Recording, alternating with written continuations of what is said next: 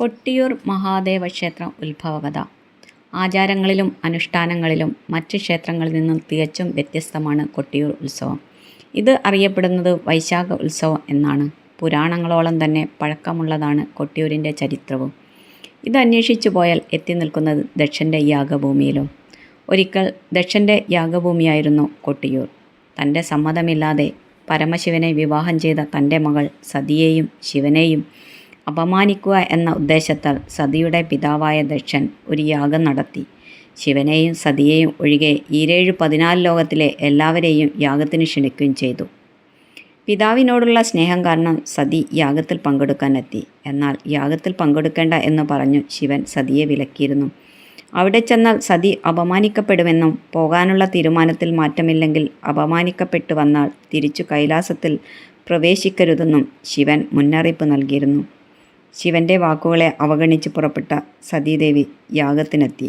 എന്നാൽ പിതാവായ ദക്ഷൻ ഉൾപ്പെടെ ആരും സതീദേവിയെ പരിഗണിച്ചില്ലെന്ന് മാത്രമല്ല അപമാനിക്കുകയും ചെയ്തു. എന്നാൽ അതൊന്നും കാര്യമാക്കാതെ സതീദേവി അവിടെ ഇരുന്നു. യാഗത്തിൽ ഹവിർഭാഗം തൻ്റെ ഭർത്താവായ പരമേശ്വരനെ വെക്കാത്തതിൽ സതീദേവി ചോദ്യം ചെയ്തു.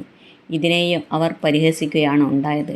യാഗത്തിനിടെ ശിവനെ അപമാനിക്കുന്നത് സഹിക്കവയ്യാതെ അപമാനഭാരം മൂലം സതീദേവി യാഗാഗ്നിയിൽ ജീവനൊടുക്കി. ഇതറിഞ്ഞ് ശിവൻ കോപിഷ്ഠനായി. കോപത്തിൻ്റെ ആധിക്യം മൂലം തൻ്റെ ജട പറിച്ച് നിലത്തടിച്ചു. ഇതിൽ നിന്നും ഉഗ്രരൂപിയായ വീരഭദ്രൻ ജനിച്ചു. വീരഭദ്രൻ യാഗഭൂമിയിലെത്തി അവിടെ അക്രമം അഴിച്ചുവിട്ടു.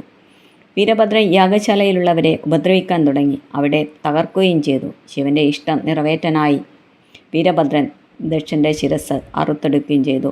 പിന്നീട് ശിവതാണ്ഡവമാടിയ സമയത്ത് ദക്ഷൻ്റെ ശിരസ് ചിന്നിച്ചിതറിപ്പോവുകയും ചെയ്തു.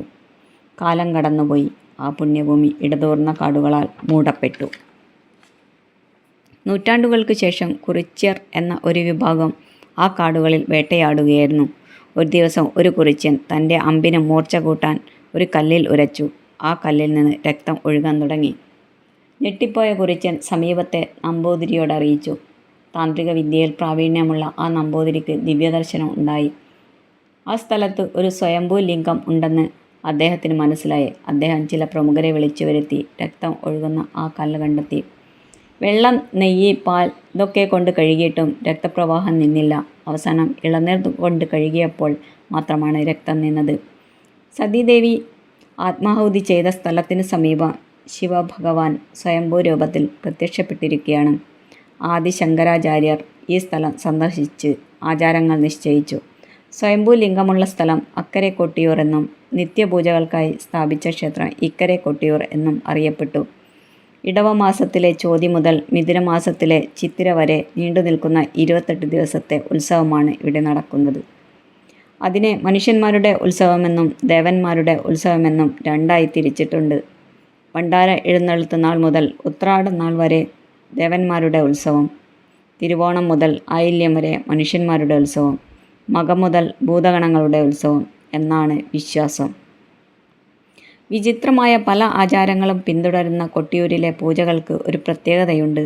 അത് ഒരിക്കലും പൂർത്തിയാകില്ല. 28 ദിവസം നീണ്ടു നിൽക്കുന്ന വൈശാഖ ഉത്സവം അവസാനിക്കുമ്പോഴും പൂജകൾ ഒരിക്കലും പൂർത്തിയാകാറില്ല.